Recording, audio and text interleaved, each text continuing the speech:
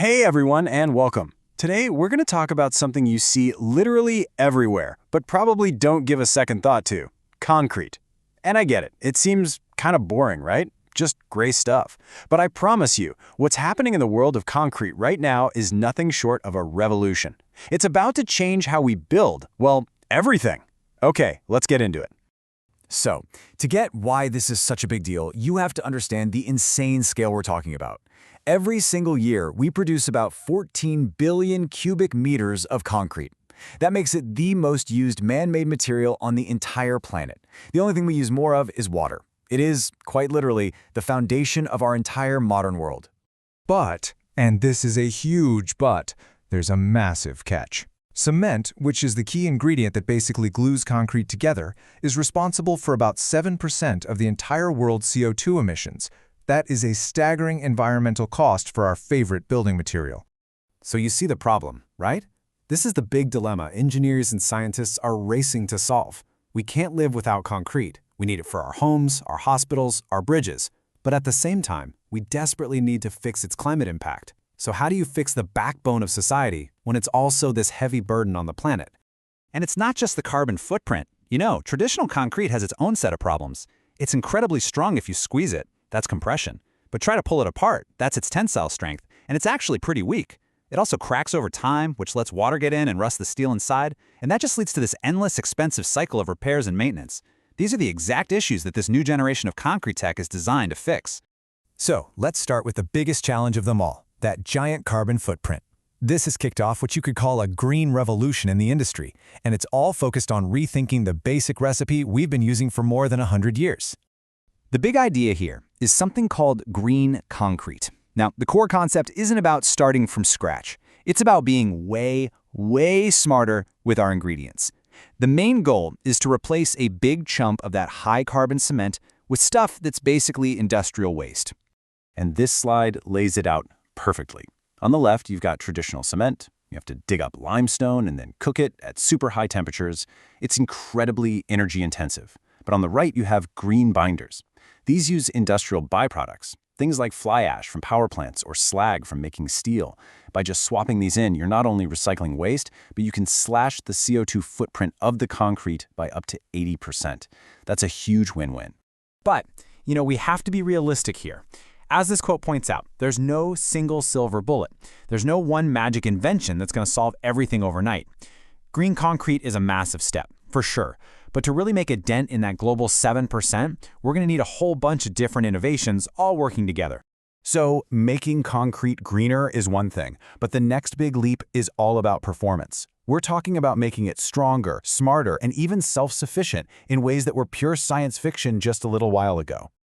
Just take a look at this picture. This is a super common problem in modern construction.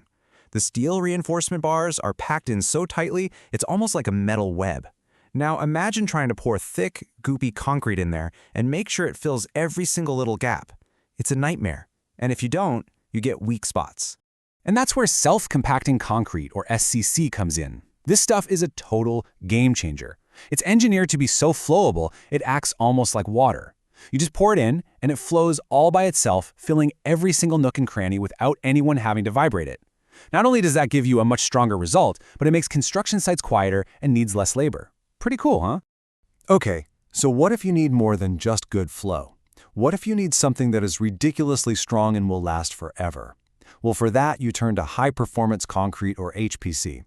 The secret sauce here is a really low water-to-cement ratio, plus adding some superfine materials like silica fume into the mix. Let's zoom in, like way in, to the microscopic level.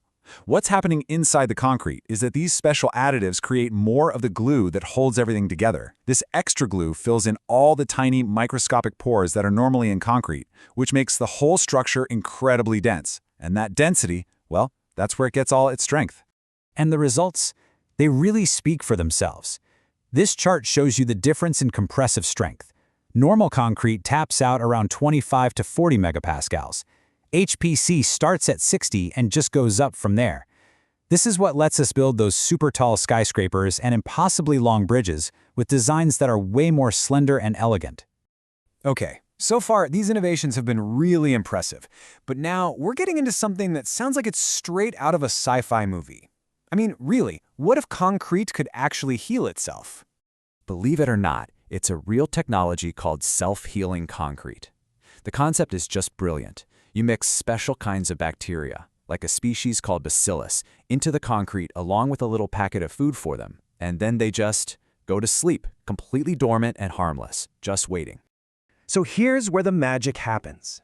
A tiny little crack forms in the building. Water seeps inside, and that water is the alarm clock that wakes up the bacteria. They wake up, they start eating the food that was packed in with them, and as they do, they produce calcium carbonate, which is basically limestone.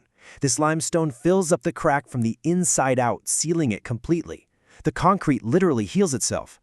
Just think about what that means for maintenance costs and the lifespan of our infrastructure. And the list just keeps going. We've also got fiber-reinforced concrete, which is like adding millions of tiny little rebars into the mix to stop cracks before they start. There's also geopolymer concrete, which is amazing because it gets rid of cement completely, giving it a tiny carbon footprint. And you know what? Sometimes the best solution is the simplest one. Just working with suppliers to optimize the mixes we already use can cut emissions right away. So, when you take a step back and look at all these different pieces, what does it really mean for the future we're all building? Well, it's not about one single invention. It's about having a whole new toolbox filled with incredible options. This table really sums it up perfectly. For every big headache we've had with old-school concrete, there's a new, innovative solution emerging. Got a CO2 problem? Use green or geopolymer concrete. Need more strength? Go for HPC. Tired of cracks and repairs? That's what self-healing concrete is for. It's all about picking the right tool for the job. And what this all adds up to is a complete transformation of construction. We're not just building greener anymore. We're building things that are stronger, that last longer, and that actually end up being more cost-effective over their whole lifetime. When you look at it this closely, you realize concrete isn't just some boring, static rock. It's a complex, dynamic chemical soup. And now that we're finally learning how to play with and manipulate this tiny world, we're unlocking a future we never thought was possible. Which all leads to one final kind of mind-blowing question. Right now, our cities, our concrete jungles, are a huge source of carbon emissions. But what if they could be the opposite? With new tech that can actually inject CO2 into concrete and lock it away forever, could our future buildings and roads actually start cleaning the air? Could they become giant, permanent carbon sinks, actively helping to heal the planet? That is the future we're starting to build right now.